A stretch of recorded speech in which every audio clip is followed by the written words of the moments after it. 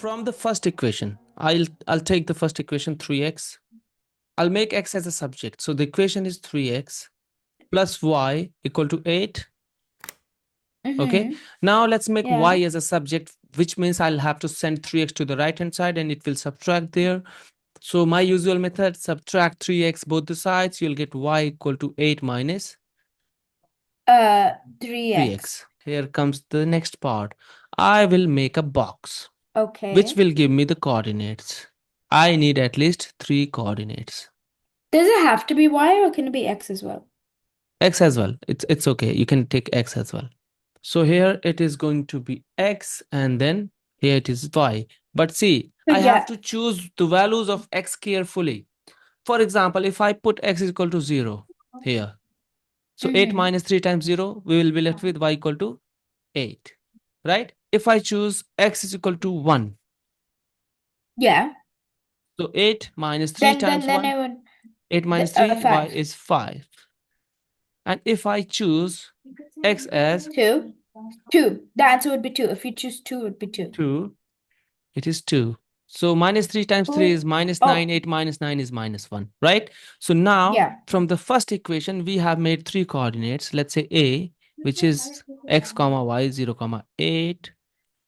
And then B, coordinate A is 0 comma 8. Coordinate B will be 1 comma 5. 2 and comma coordinate 2. C 2 comma 2. 2 comma 2. Coordinate D 3 comma 3 minus comma 1. minus 1. Similarly, I'll use the other equation as well to get the coordinates. So then it'll be 12 minus 4x divided by 2. See, the other equation is 2y and we can subtract 4x both the sides, so 12 minus 4x. And then we'll divide 2 both the sides, so we'll get y equal to 12 minus 4x over 2. And you know what? This could also work, but you know what? I can take 2 common from the numerator. And this will become much simpler because 2 in the numerator and denominator. Now 2 and 2 can get cancelled. So finally, we have y equal to 6 minus 2x. Again, we'll do the same. Look what I'm going to do now. Now we can put the different values of x to get the values of y. 6, 4. So if x is 0, y is 6. If x is 1, y is 2 times 1, which is 4. 4. If it is 2, it's 2. It is 2. 2. And if it is 3, 0. It is 0. And the coordinates are going to be coordinate A, 0 comma 6.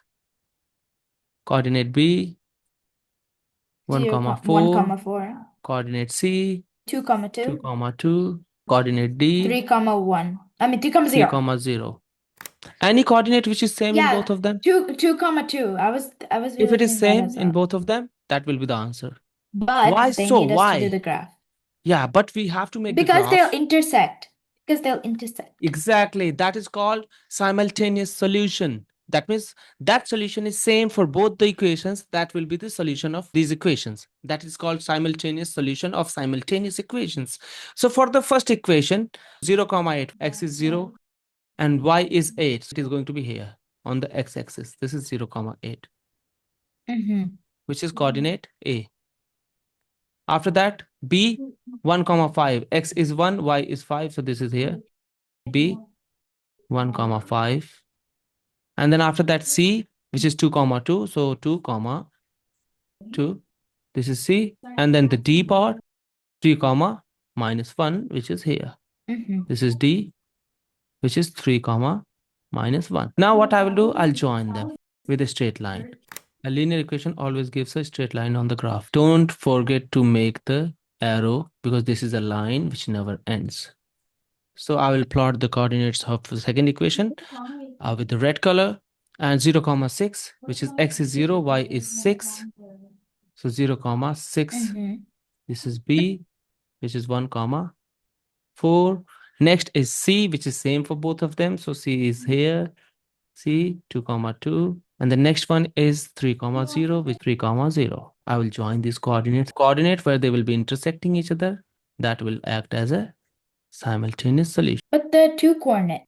No, they should intersect at one coordinate only. This is the Oh. solution. So your solution is finally visible to you, which is 2 comma 2, which is in both of them. And this is how you solve it graphically. Never forget to make the arrow at the end, because these are lines which never ends, and arrows represent them, that these are lines. Okay.